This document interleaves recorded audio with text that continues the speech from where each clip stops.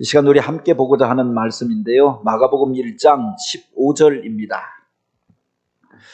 마가복음 1장 15절 말씀 우리 함께 한 목소리로 같이 보시겠습니다. 같이 읽습니다. 이르시되 때가 찼고 하나님 나라가 가까웠으니 회개하고 복음을 믿으라 하시더라. 아멘. 수요일 저녁 시간마다 기독교 세계관에 대하여서 우리가 다시 한번 좀 나누고 또 세상을 바라보는 눈, 인생을 바라보는 눈을 우리가 교정할 수 있는 시간들을 갖기를 원하여서 한 6주간 동안 이것을 우리가 진행하였습니다. 기독교에서 이 세상을 바라보고 우리 인생을 바라보고 이 역사를 바라보고 세상의 문화를 바라보는 중요한 관점이 있습니다. 한 가지 관점으로 보는 게 아니라 기독교는 세 가지 관점으로 세상을 바라본다라고 하는 겁니다. 그 출발점이 창조입니다. 우리 인생이 어디서부터 왔는가?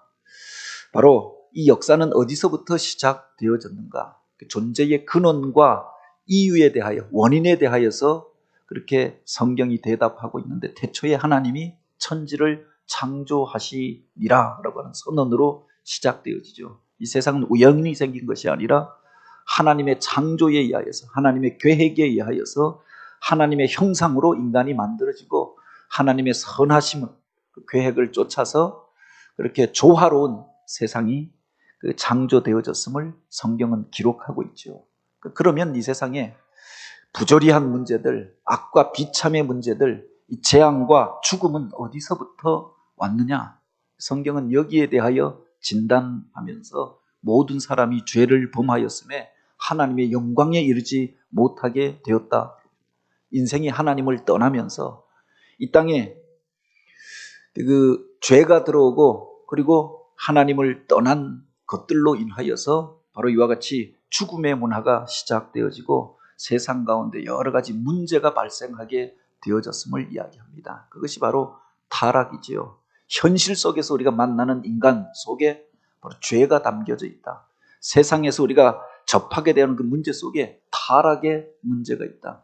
만드신 하나님의 원형을 떠남으로 인하여서 이 문제가 시작되어졌다. 인생은 잃어버린 존재라고 하는 것을 말하고 있죠.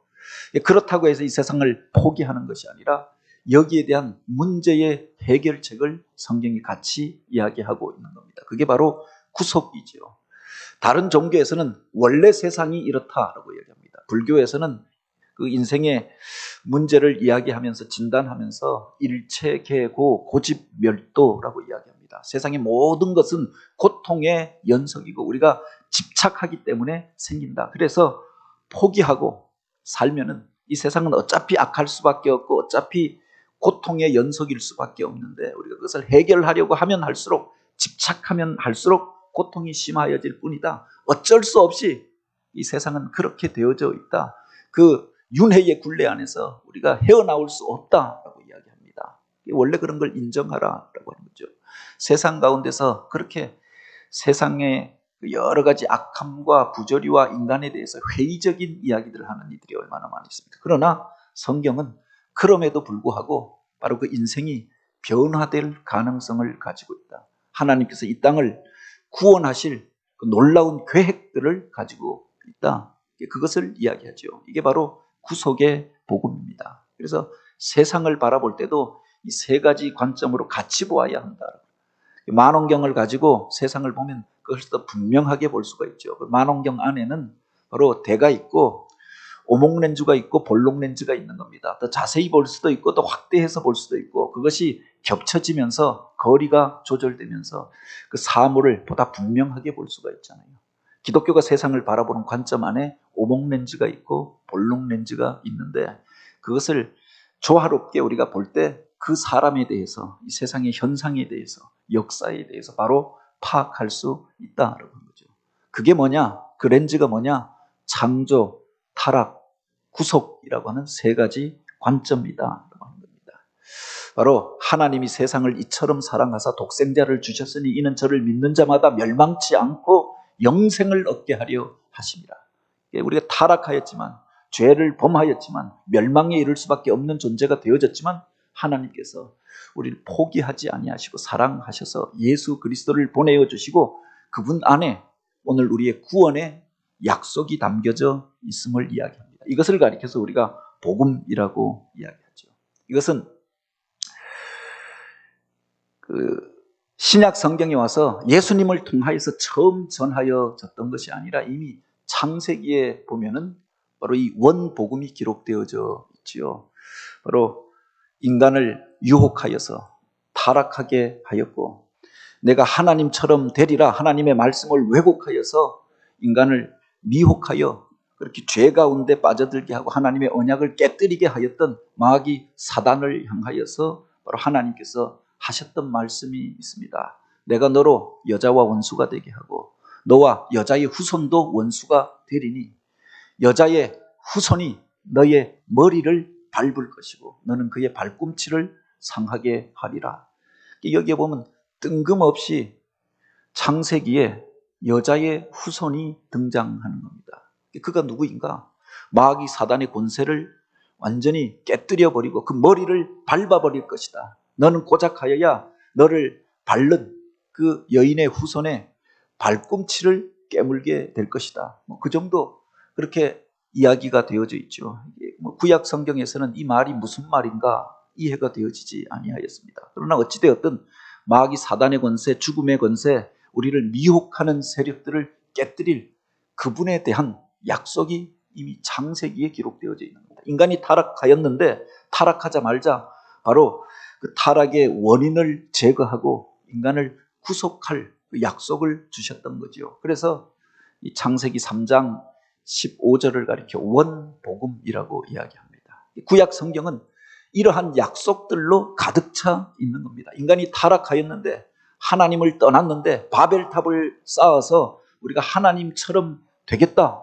하나님의 권세에 도전하였는데 그들을 다시금 구속하시고 다시금 살리시고 바로 하나님께서 행하실 그 구원의 약속을 알게 하여 주십니다.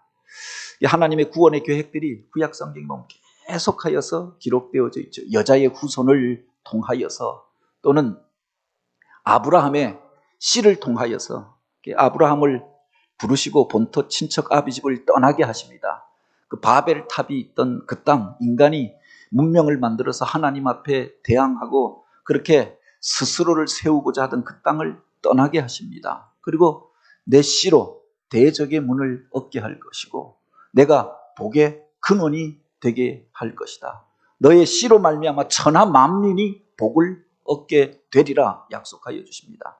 12장에 하나님이 주셨던 그 말씀을 믿고 그가 그 본토 친척 아비집을 떠납니다. 그리고 22장에 보면 그가 이제 하나님의 말씀을 온전히 믿고 순종하면서 그 아들을 데리고 모리아산을 향하여 올라가지 않습니까? 하나님이 기뻐하시는 영광스러운 예배를 드리기 위하여 그 아들과 함께 바로 번제의 제사를 드리기 위하여 올라갑니다. 그곳에서 하나님께서 아브라함을 축복하시면서 여호와 이레의 복을 주시겠다 약속하십니다. 내가 이 하나님의 산에서 너에게 예비함이 되리라 말씀하시고 내 씨로 말미암아 천하 만민이 복을 얻게 될 것이다. 내 씨가 대적의 문을 얻으리라 라고 이야기하였습니다. 그 아브라함의 씨가 누구인가? 구약의 사람들이 궁금해하였죠. 어찌되었든 아브라함의 그 씨를 통하여서 바로 마귀 사단의 권세, 죽음의 권세를 우리가 이기게 될 것이고 대적의 문을 얻게 될 것이고 천하 만민이 복을 얻게 되리라. 그 약속을 사모하면서 그 후손들을 통하여서 이루어질 일들을 기대합니다. 구약 성경에 또 하나의 중요한 언약이 등장하는데 그게 바로 다윗 언약이라고 하지요. 이스라엘 백성들이 하나님의 놀라운 은혜로 약속의 땅에 들어가고 하나님과 언약을 맺고 이스라엘이라고 하는 나라를 세웠습니다. 그런데 그 나라가 무너져 내리기 전에 하나님께서 그 중에서 내 마음에 합한 자라 다윗을 택하여서 그 연단의 과정을 통하여서 이스라엘의 왕으로 삼으십니다. 그가 하나님이 기뻐하시는 거룩한 성전을 세우려고 합니다. 그런데 하나님께서 그를 향하여서 내가 살 집을 과연 지을 수 있겠느냐? 천하 만국이 저 하늘이 나의 그 지붕이요 이 천지 만물을 내가 지었거늘 내가 살 집을 만들 수 있겠느냐. 그를 향하여 그렇게 이야기하십니다. 그럼에도 불구하고 그가 하나님이 거하실 집, 천하 만민이 나와서 하나님을 예배할 그런 처소를, 성전을 짓기를 사모하는 그 마음을 기뻐 여기시면서 그를 축복하시고 그렇게 이야기합니다. 너로 말미암아 내 씨가, 내 후손이 바로 그 만민이 나와 하나님을 예배하게 될 성전을 짓게 되리라. 나의 집을 짓게 하리라 라고 말씀하시고, 내 씨로 말미암아 영원한 나라를 세우리니 세상의 것들로 인하여 흔들리지 아니하는 그런 나라를 세우게 될 것이다 라고 약속해 주시죠. 많은 사람들은 그 약속이 솔로몬을 그렇게 예언한 것으로 생각합니다. 그런데 솔로몬의 왕국도 무너져 버렸고 솔로몬이 세웠던 그 성전도 무너져 버리고 말았습니다. 그 다윗의 혈통이라고 이야기하였던 바로 그 유다 왕조도 나중에 보면 무너져 버리고 말았잖아요. 그런데 영원한 나라를 세운다라고 했던 다윗의 후손은 과연 누구인가? 영원한 집을 지어서, 하나님의 집을 지어서 천하 만민이 나와 예배할 그 영원한 전을 짓게 되리라 했는데, 그 다윗의 씨로 오실 그분이 과연 누구인가? 그분에 대하여서 기대하였던 거다. 지금도 유대인들은 다윗의 후손으로 오실 그분, 아브라함의 씨를 통하여 그 계보를 통하여 오실 그분을 기대하고 있다. 그를 구약 성경은 바로 메시아라고 이야기하죠. 그분이 오시면 그분을 통하여서 오늘 우리가 구원함을 얻게 되리라라고 약속하여 주셨던 겁니다. 구약 성경 보면 계속하여서 이 메시아의 그 예언들이 담겨져 있는 것을 보게 됩니다. 이사야는 무너져 내리는 그 나라를 바라보면서 오실 메시아에 대하여 예언하기를, 그분은 고난당하는 종의 모습으로 오게 될 것이다. 그의 찔림은 우리의 허물 때문이요, 그의 상함은 우리 죄악 때문이라. 그가 징계를 받음으로 우리가 평화를 누리고 그가 채찍에 맞음으로 우리가 나음을 받았도다. 우리는 다 양 같아 그릇 행하여 각기 제 길로 갔거늘 여호와께서 우리 무리의 죄악을 그에게 담당시키셨도다 하였습니다. 우리 죄를 짊어지시고 고난을 당하게 되실 종의 모습으로 오시는 바로 그분에 대하여 또한 약속하지 않았습니까? 그 예언이 성취되어진 분, 바로 고난당하는 종으로 오시고 하나님의 아들로 또 아브라함의 씨로 다윗의 후손으로 이 땅 가운데 오신 분이 바로 예수 그리스도이시죠. 그분을 통하여서 구약에 예언되어졌던 일들이 성취되어졌다라고 하는 겁니다. 구약 성경에 보면은 창조로부터 그 타락과 종말에 이르기까지의 그 역사들이 기록되어져 있습니다. 그 출발점이 창조와 그 타락으로 인하여서 죄 가운데 빠진 인간을 구원하기 위한 그 첫 번째 언약이 기록된 것이 바로 창세기 3장 15절, 바로 여인의 후손을 통하여서 오늘 우리가 구원을 얻게 되리라라고 하는 약속입니다. 그리고 바로 여기서부터 원 역사가 창세기에 기록되어져 있잖아요. 인간이 어떻게 이 땅 가운데서 번성하여 갔는가. 근데 그 중간에 하나님께서 아브라함을 부르신 이야기가 기록되어져 있는 겁니다. 내 씨로 말미암아 바로 천하 만민이 복을 얻으리라 라고 하였고, 바로 그때로부터 이스라엘의 역사가 시작되어지죠. 그 언약은 아브라함에게만 주신 게 아니라 그 아들 이삭과 야곱을 통하여 갱신되어집니다. 바로 시내산 언약을 통하여서 그것이 온 이스라엘을 향한 약속으로 이어지게 되어집니다. 그리고 바로 다윗 언약을 통하여서 그 후손으로 오실 메시아에 대한 약속으로 보다 구체화되어지고 그를 통하여서 온전한 성전이 세워질 것을 또한 언약하여 주었던 거죠. 그리고 바로 이 땅 가운데 오신 예수님을 통하여서 그 언약이 성취되어졌다라고 하는 겁니다. 그래서 온 세상에 미칠 구원의 기쁜 소식이라 누가복음에 보면 그렇게 표현하고 있는 것 아닙니까? 그리고 바로 이 땅 가운데서 시작되어졌던 바로 그 하나님 나라의 운동이 이렇게 확대되어져 가는 과정 속에 우리가 있다. 그것을 잘 들여다보면은 점점 증폭되어져 갑니다. 죄가 점점 심하고 그 타락이 점점 심하여져 가는 시대에 또한 하나님의 구원의 계획이 이 땅 속에서 같이 이루어져 가고 있는 거죠. 그리고 마지막에 그것이 증폭되어지다가 마지막에 종말이 오게 될 것을 이야기하고 있는 것 아닙니까? 그래서 주님께서 오신 때로부터, 이게 바로 AD 아닙니까? 주께로부터, 주님의 오심으로부터 아노 도미네라고 하는 말인데, 그때로부터 지금까지의 시대를 가리켜 우리가 신약 시대라고 이야기하고 있고, 그 역사의 마지막 즈음에 우리가 살아가고 있는 거죠. 커튼이 이제 마지막 커튼이 펼쳐지는 시대에, 그래서 그때를 가리켜 종말의 시대라고 이야기합니다. 여러 가지 그 경고의 나팔 소리가 울려 퍼지는 시대에 우리가 살아가고 있잖아요. 하나님의 구원의 계획들이 이 땅 가운데서 펼쳐져 가고 있는데, 오늘 우리가 그 속에서 이 세상의 사건들을 바라보고 어떤 사람과 문화를 바라보는 중요한 관점이 필요한데, 그게 바로 창조, 타락, 구속의 관점으로 보아야 한다. 결국 하나님께서 우리를 구원하시기 위하여 이 일들을 행하고 계신다라고 하는 거죠. 이 땅 가운데 오신 그 주님의 그 성탄의 소식을 가리켜서 보라, 온 백성에게 미칠 큰 기쁨의 좋은 소식이라고 했습니다. 이것을 가리켜 우리가 복음이라고 했는데, 바로 예수님께서 이 땅 가운데 오신 것, 그것을 가리켜 복음이라고 했습니다. 예수님께서 이 땅 가운데 오셔서 무엇을 이루고야 자 하셨는가라고 하는 겁니다. 우리를 구원하기 위하여 이 땅 가운데 오셨는데, 주님께서 오셔서 전한 그 구원의 기쁜 소식이 과연 무엇이냐라고 하는 겁니다. 무엇을 이루기 위하여서 십자가를 지시고 고난을 당하시고 죽으셨느냐. 바로 주님이 가르치는 그것이 무엇이냐라고 하는 겁니다. 보통 우리가 그 손가락만 바라보고, 그래서 그 손가락이 가르치고 있는 달을 보지 못할 때가 있잖아요. 지월지교월에서 달을 가르치는데, 사람들이 그 손가락만 바라보면서 그것이 우리에게 무엇인가 놀라운 능력을 나타내는 것처럼 생각합니다. 그런데 그 주님께서 가르치셨던 그것에 대하여서 오늘 마지막 시간에 우리가 함께 나누려고 합니다. 이 땅 가운데 오셨던 주님께서 전하셨던 그 메시지의 핵심, 그 복음의 핵심이 무엇이냐.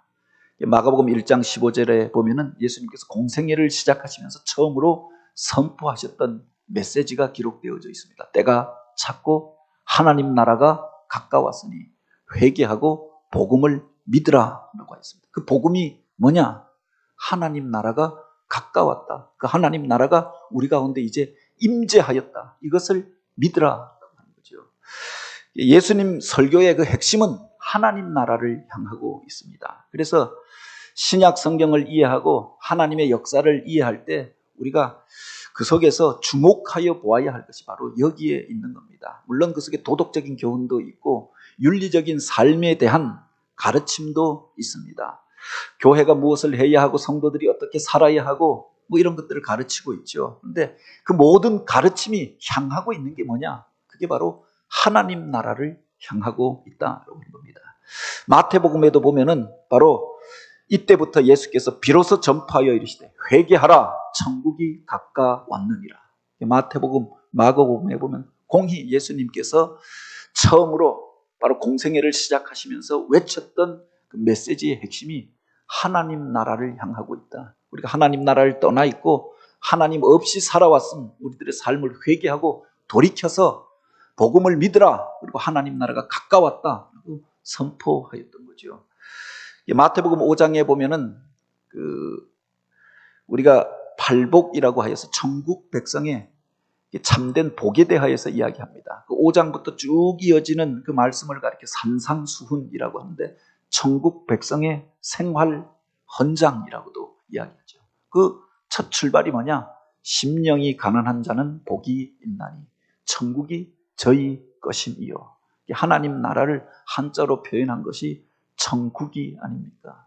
심령이 가난한 자들이 바로 하나님 나라에 거하게 될 것이다 라고 약속하여 줍니다. 그 팔복의 마지막 구절도 하나님 나라에 대하여서 이야기하죠. 의를 위하여 고난을 받는 자는 복이 있나니 천국이 그들 것임이라. 천국으로 시작하여서 천국으로 끝나는 겁니다. 물론 그 속에 마음이 정결한 자는 복이 있나니 저희가 하나님을 보게 될 것이요 평화를 이렇게 이루는 자는 화평케 하는 자는 복이 있나니 저희가 하나님의 아들이라 일컬음을 받게 될 것이요. 바로 하나님 나라의 백성이 어떤 사람인가, 어떤 사람이 하나님을 만나고 하나님을 보게 될 것인가에 대해서 이야기하는데 그 팔복은 하나님 나라 백성의 삶에 대해서 가르치고 있다. 참으로 복된 게 뭐냐? 거기에 보면 무슨 세상에서 물질을 많이 가진 사람, 권력을 그렇게 얻은 사람, 또 높은 자리에 올라간 사람, 그 사람을 복이 있다고 이야기하는 것이 아니라 바로 심령이 가난하여서 하나님의 은혜를 사모함으로 천국을 소유하게 된 그 사람, 그가 복이 있는 사람이라. 가난한 심령으로 주님을 찾고 구하던 그가 바로 천국 시민이 될 것이다. 이 땅 가운데서 박해가 있지만, 고난도 있고 억울한 일도 있지만 의를 위하여서 고난을 마다하지 않는 그 사람이 복이 있나니 그들이 하나님 나라의 주인이 될 것이다. 바로 정결한 심령으로 이 땅 가운데서 하나님을 찾는 그가 하나님을 만나게 될 것이고, 또한 이 땅 가운데서 평화의 일들을 이루어가는 그가 하나님의 아들이라 일컬음을 받게 될 것이다. 하나님 나라 백성에 대하여 가르쳐 주셨던 거죠. 뿐만 아니라 이 마태복음 7장에 보면은 주님이 가르쳐 주신 기도가 나옵니다. 너희는 이렇게 기도하라. 무엇을 위하여 기도해야 하느냐? 돈 많이 벌게 해 주십시오. 건강하게 해 주십시오. 내 자녀가 잘 되게 해 주십시오. 물론 우리 인생의 문제를 놓고 하나님 앞에 기도해야겠죠. 그러나 주님을 따르는 제자가 먼저 구해야 할 기도에 대해서 가르치고 있습니다. 너희는 먼저 그의 나라와 그의 의를 구하라. 하나님의 의와 하나님의 나라를 구하라 라고 하였고, 하늘에 계신 우리 아버지의 나라가 하늘에서, 아버지의 뜻이 하늘에서 이룬 것처럼 이 땅 가운데서도 이루어지게 하옵소서. 그렇게 기도하라. 그 나라가 임하게 하옵시고 아버지의 뜻이 하늘에서 이룬 것처럼 우리들 가운데서도 임하게 하여 주옵소서. 그렇게 기도하라 라고 가르치시지 않았습니까? 우리 기도의 제목도 하나님 나라를 향하고 있어야 함을 말씀해 주셨던 겁니다. 예수님의 많은 설교가 마태복음과 마가복음과 또 누가복음에 등장합니다. 그런데 그 예수님 설교의 핵심이 무엇이었느냐? 근데 그 예수님의 많은 비유와 설교 앞에 보면 꼭 등장하는 말이 있습니다. 천국은 마치 밭에 감추인 보화와 같으니, 천국은 마치 좋은 진주를 구하는 장사와 같으니, 천국은 마치 씨 뿌리는 자가 자기 밭에 씨앗을 뿌림과 같으니, 천국은 마치 품꾼을 얻어 포도원에 들여 보내려는 그 주인과 같으니, 천국에 대하여서 가르치고 있다고 합니다. 예수님 설교의 핵심이 천국을 가르치기 위하여 저들이 그 비유가 아니면은 바로 깨닫지 못하고 세상적인 것들로 자꾸 생각하니까 비유를 통하여 바로 천국을 가르치고자 하였던 거지요. 왜 이 땅 가운데 오셔서 병자를 고치고 귀신을 쫓아내고 놀라운 기적을 행하였느냐? 내가 하나님의 능력으로 이 일을 행하는 것이면 하나님 나라가 너희에게 이미 임하였느니라. 하나님 나라의 임재를 경험하게 하기 위하여, 하나님 나라의 기쁨을 그들이 이 땅 속에서 바로 체험케 하기 위하여서 놀라운 일들을 행하셨던 거죠. 부활하신 주님께서 제자들을 다시금 만나 주십니다. 그리고 그들을 만나시고 40일 동안 그들에게 계속 집중적으로 말씀하셨던 것이 있는데, 하나님 나라의 일을 말씀하시니라. 그들이 깨닫지 못하고 그래서 여전히 두려워하고 있고 세상의 것들로 인하여 갈등하고 있으니, 부활하신 주님이 그 제자들을 다시금 만나 주시고 그리고 하나님 나라의 일에 대하여 가르쳐 주시고 이 세상을 떠나가셨다. 쉐키나의 구름 가운데 하나님 나라를 향하여, 영원한 그 자리를 향하여 올라가셨음을 기록하고 있지요. 성경이 가르치고 있는 핵심이 이 하나님 나라를 향하고 있다. 우리가 구원을 얻어서 어떻게 될 것인가? 우리를 구원하여서 하나님 나라의 백성으로 삼기 위하여, 그래서 오늘 우리가 하나님 나라의 그 기쁨과 평화와 그 영생을 누리며 살게 하기 위하여 주님께서 찾아오셨고, 그래서 이 복음을 증거하셨다라고 합니다. 그렇다면 그 하나님의 나라는 어떤 곳인가? 많은 사람들이 그래서 관심을 가지잖아요. 하나님의 나라는 어디에 있는가? 이 하나님의 나라는 언제 임할 것인가? 인간이 가지는 편견 가운데 그렇게 질문합니다. 바리새인들이 예수님 앞에 나와서 질문하였던 것도 바로 그것이 아닙니까? 바로 하나님의 나라가 어느 때에 임하리까? 예수님께서 그들에게 대답하여 이르시되, 하나님의 나라는 볼 수 있게 임하는 것이 아니요 또 여기 있다 저기 있다고도 못하리니 하나님의 나라는 너희 안에 있느니라 라고 말씀하십니다. 제자들이 부활하신 주님을 만나고 또 그렇게 질문하잖아요. 이스라엘의 회복의 때가 바로 이때입니까? 그 때에 대하여 물을 때에도 그 때와 시는 아버지께 속하였나니 너희가 알 것이 아니요 오직 성령이 너희에게 임하시면 너희가 권능을 받아 예루살렘과 온 유다와 사마리아와 땅끝까지 이르러 내 증인이 되리라.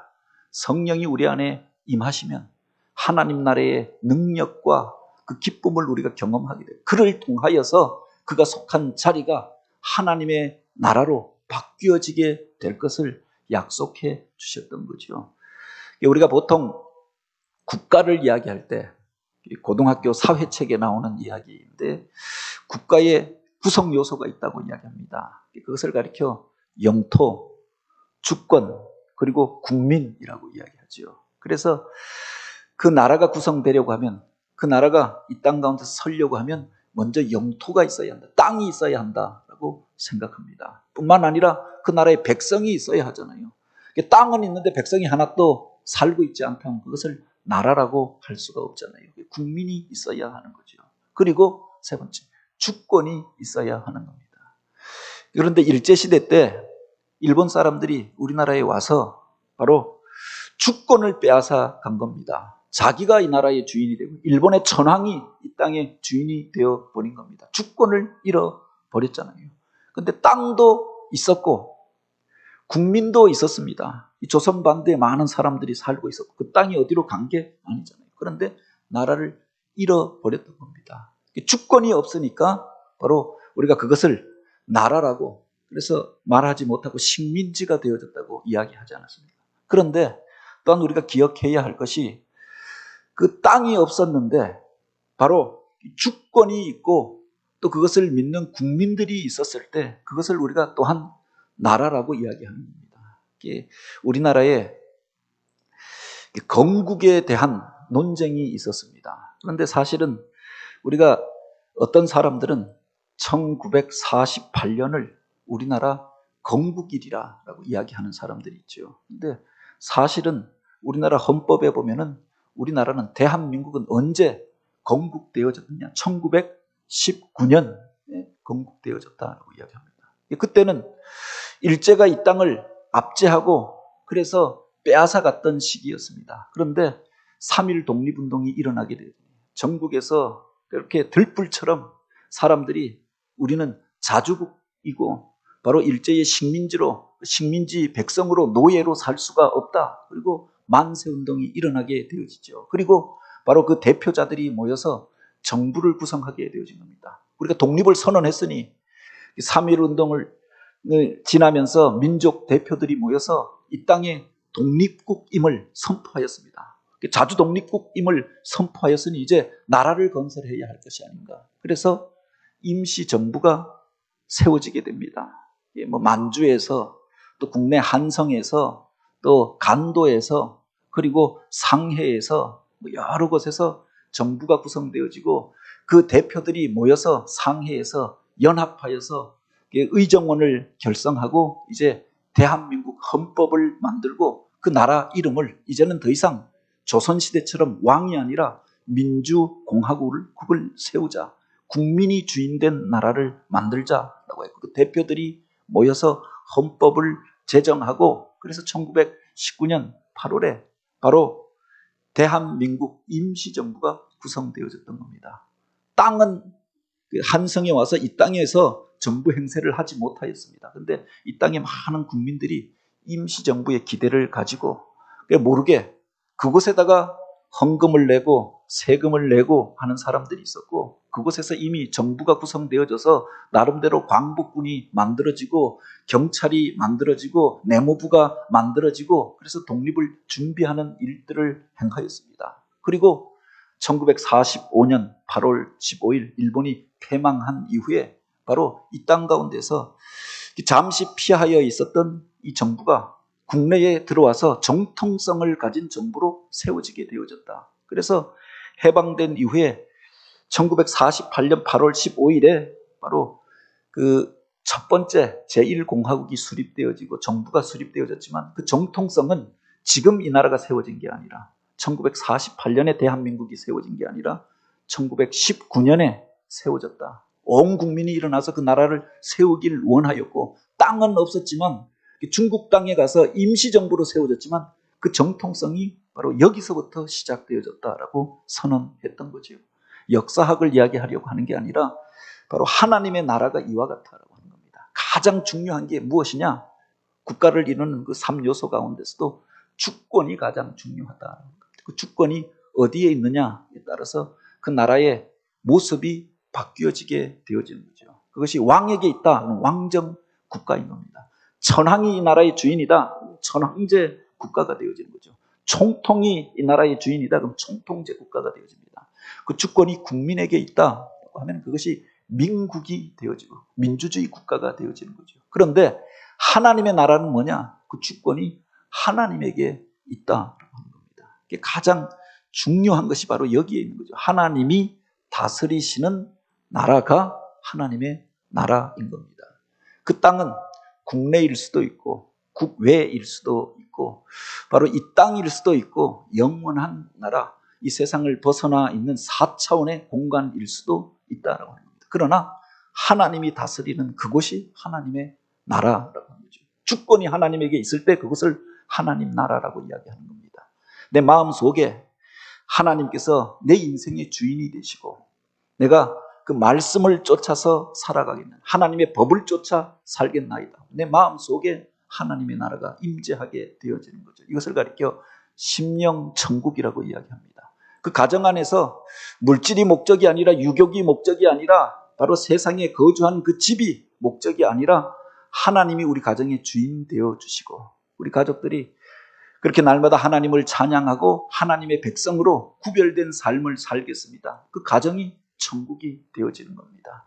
교회가 믿는 자의 무리가 많이 모였지만 물론 교리도 조금 다르고 예배하는 모습들은 조금 다르지만 하나님이 바로 오늘 우리의 주인이 되어주신다. 인정하는 그 사람들, 하나님의 말씀을 쫓아 살고자 하는 사람들, 그리고 하나님을 예배함으로 하나님의 백성으로 살고자 하는 그 사람들의 공동체를 가리켜서 하나님 나라의 공동체라고 이야기하고 그 교회를 바로 이 땅에 임한 하나님 나라로 우리가 인정하는 거죠. 그래서 하나님의 나라는 그 주권에 있다라고 하는 겁니다. 이것을 예수님이 선언하였던 거지요. 이 땅 가운데 이미 하나님의 나라가 임하였느니라.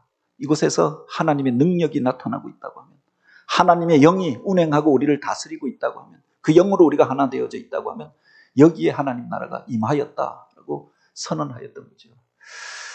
바울은 세상 사람들이 믿는 자들도 여기에 관심을 가지는 겁니다. 하나님 나라를 어떻게 만들려고 할까? 정치적인 것들로, 경제적인 것들로, 그래서 그것을 통해서 하나님 나라를 만들 수 있을까? 사실은 그런 고민에서 공산주의라고 하는 것도 나왔고 사회주의라고 하는 것도 나왔습니다. 성령이 임재하시니까 그 백성들이 자기 이기심과 죄악됨을 벗어버리고 형제를 향하여서 자기 소유를 내어놓고 사랑으로 하나 되어지고 서로를 형제와 자매로 고백하고 한 몸의 지체로 고백하면서 초대교회의 이상적인 공동체가 형성되어졌잖아요. 어떻게 하면 이런 이상사회를 만들 것인가? 어떤 사람들은 경제적인 체제를 통하여서 공산사회를 만들면은 그것이 하나님 나라, 그 역사상 많은 사람들이 꿈꾸던 이 땅 지상 천국을 만드는 게 아닐까. 그래서 경제적인 체제로 그것을 이 땅 가운데서 만들려고 하였습니다. 어떤 사람들은 정치 체제를 바꾸어야 한다. 권력을 뒤집어 엎어야 한다라고 해서 바로 정치 권력으로 사회주의 국가를 건설하려고 한 적이 있죠. 그런 인간들의 많은 시도는 역사상 다 실패할 수밖에 없었다라고 합니다. 인위적인 어떤 노력들, 제도와 권력을 통해서 만들려고 하였던 모든 인간의 시도들은 실패할 수밖에 없었다. 더 타락한 문화를 만들어낼 수밖에 없었던 거죠. 중요한 것은 하나님의 나라는 먹는 것과 마시는 것이 아니요 오직 성령 안에서 의와 평강과 희락이라 했습니다. 성령 안에서 성령이 우리 안에 임재하실 때 내 본성이 바뀌어졌을 때 하나님의 지배를 받게 되어졌을 때 그가 비로소 의로운 삶, 하나님이 기뻐하시는 그 의를 행하는 자가 되어지는 거죠. 그 안에서 우리가 평강을 누리게 되어지고 천국의 기쁨들을 누리며 살 수가 있는 겁니다. 그런데 성령이 빠져버리고 하나님께서 다스리심이 빠져버리고 인간이 다스리려고 하니까 그 속에 문제가 시작되어졌던 것 아닙니까? 역사상 교회 안에서 문제도 바로 여기서부터 비롯되어졌던 어떤 제도와 형식을 가지고 하나님 나라를 만들어 보겠다고 했던 모든 시도들은 실패할 수밖에 없었다고 합니다. 사도행전 교회의 그 알맹이가 바로 여기에 있었잖아요. 성령이 임재하시니 그런 공동체가 만들어졌던 겁니다. 근데 성령 없이 인간이 만들려고 하고 어떤 체제와 권력과 제도를 통해서 만들려고 하니까 이것이 오히려 사람을 압제하는 도구가 되어진 것 아닙니까? 그 하나님의 나라는 말에 있지 않고 능력에 있다. 하나님이 임재하시고 하나님의 능력이 나타나는 그곳에 하나님 나라가 임재하게 되는 줄 믿으시기 바랍니다. 그 하나님의 나라가 어디 있느냐? 언제 임할 것이냐? 성경은 바로 하나님이 다스리시는 그 나라에 대하여 이야기하면서 그것이 어떤 인간이 생각하는 시간과 공간의 영역을 넘어서 있음을 이야기하고 있는 겁니다. 이것을 성경하는 중요한 개념이 바로 임의와 아직의 변증법입니다. 그 하나님의 나라가 언제 임할 것이냐? 어디에 보면은 예수님께서 바로 하나님 나라가 이미 너희에게 임하였느니라 라고 이야기합니다. 누가복음에 보면 내가 하나님의 손을 힘입어 바로 이 귀신을 쫓아내는 것이면 하나님 나라가 이미 너희에게 임하였느니라 라고 했습니다. 그런데 마가복음에 보면은 하나님의 성령을 힘입어 이 일을 행하는 것이면 하나님 나라가 이미 너희에게 임하였느니라 라고 말씀하고 있죠. 하나님의 손이 뭐냐? 하나님의 성령의 역사하심을 나타내는 것이다. 우리가 그렇게 해석할 수 있습니다. 그런데 여기에 보면 이미 하나님 나라가 임하였다라고 선언하고 있는 겁니다. 예수님께서 오셔서 하나님 나라의 임재를 선언하셨던 것 아닙니까? 그런데 또 성경에 보면 아직 하나님 나라가 오지 않았음을 이야기합니다. 너희가 바로 인자의 날을 보고자 하나 너희들은 보지 못하리라. 주님께서 인자의 날에 대하여 주님께서 다시 오셔서 이 땅 가운데서 그 영광을 나타내실 그 날에 대하여서 이야기하면서 바로 너희들은 그 온전한 완성을 보지 못하게 되리라. 또 그 말씀을 하셨던 겁니다. 성경에 보면은 바로 그 나라에 대한 약속이 기록되어 있잖아요. 요한계시록에 보면 맨 마지막에 가서 21장에 바로 새 하늘과 새 땅이 열리니 하늘로부터 새 예루살렘이 신부가 아름답게 단장한 모습과 같이 이 땅 가운데 임하더라라고 했습니다. 역사의 마지막에 하나님의 나라가 이 땅 가운데 온전하게 이루어질 것을 약속하고 있지요. 그러면 이게 무엇인가? 이미 하나님 나라가 임하였느니라라고 했고 아직 하나님 나라가 임하지 아니하였고 그 날을 기다리며 너희가 준비하라. 이 둘 사이에 어떤 이율 배반 같은 게 있잖아요. 이것이 이율 배반이 아니라 사실은 변증법적으로 이해하는 것이 필요하다고 하는 겁니다. 이것을 잘 설명한 사람이 있는데 오스카 쿨만이라고 하는 신약학자가 D-Day와 V-Day로 설명했습니다. 이 D-Day가 뭐냐? 2차 세계대전 때 나치 독일이 세상을 온통 뒤흔들어 놓고 유럽을 쑥대밭으로 만들고 지배하는 그런 일들이 있었습니다. 나치 독일만이 아니라 바로 이탈리아의 무솔리니 그리고 그 파시즘과 이 일본의 군국주의 이 3대 주축국이라고 이야기하잖아요. 이 세 세력이 연합하여서 아시아는 일본이 먹고 유럽은 독일이 먹고 북아프리카와 중동은 이탈리아가 먹고 자기들이 언약을 맺고 이 군국주의 동맹을 통하여서 제2차 세계대전을 일으켰습니다. 그래서 진짜 나치 독일이 유럽을 거의 다 점령했잖아요. 아시아는 일본이 다 점령했습니다. 그들의 위세를 세상이 감당하지 못하였던 것 아닙니까? 그때 연합국이 모이게 되어지잖아요. 미국과 영국과 또 그 외의 나라들이 모여서 중국의 국민당 정부, 사실은 여기에 우리나라 상해 임시정부도 참전하였던 거지요. 그래서 여기에 대한 반전의 계획들을 세우게 됩니다. 그게 바로 D-Day인데 노르망디 상륙작전을 계획하지요. 그래서 유럽을 그 나치의 히틀러가 다 장악하였는데 그 중심부의 약한 부분을 그렇게 연합군이 한꺼번에 상륙하여서 치명상을 입힐 수 있는 계획을 세웠던 겁니다. 이게 바로 1944년 6월 6일 그날을 D-Day로 잡고 이 날을 통해서 전세를 반전시키자라고 했던 거죠. 그 D-Day에 바로 연합군의 화력이 총집결되어져서 바로 노르망디 상륙작전이 감행되어집니다. 그리고 태평양에서 미드웨이 해전이 일어나면서 바로 전세의 반전이 또 일어나게 되어지죠. 이것을 기점으로 해서 이제 전세가 바뀌어지게 되어졌던 겁니다. 온 유럽을 휘감고 세계를 지배하는 것처럼 보여졌던, 다 정복한 것처럼 보여졌던 그 권세가 꺾여지게 되어집니다. 그리고 1945년 5월에 베를린에 연합군 깃발이 올라가고 히틀러는 스스로 자결하여서 죽고 그래서 항복 문서에 조인하게 되어지고 몇 달 후에 일본도 그 중심부에 핵폭탄이 떨어지면서 일본 천황이 황복하게 되어졌던 겁니다. 그날을 가리켜 V-Day라고 이야기합니다. 온전한 승리의 날이었고 그들의 권세가 완전히 끝장나 버린 날이었죠. 그 중간에 우리가 살아가고 있다라고 하는 겁니다. 예수 그리스도를 통하여 그분께서 이 땅 가운데 오셔서 죄의 권세를 깨뜨리시고 천국 복음을 증거하시고 이제 십자가를 지셨을 뿐만 아니라 부활하심으로 마귀 사단의 그 머리통을 깨뜨려 버리셨던 것 아닙니까? 그래서 이미 승리가 시작되어졌죠. 그리고 그 승리의 역사 속에 우리가 살아가고 있는 겁니다. 그러나 온전한 승리가 온 것이 아니다라고 하는 겁니다. 영원한 승리, 주님께서 다시 오셔서 바로 새 하늘과 새 땅을 선포하시고 그리고 새 예루살렘이 임재하는 그날, 그곳에서 온전한 승리와 그 천국 잔치가 벌어지게 되지 않겠습니까? 그날을 가리켜 V-Day라고 이야기하는 겁니다.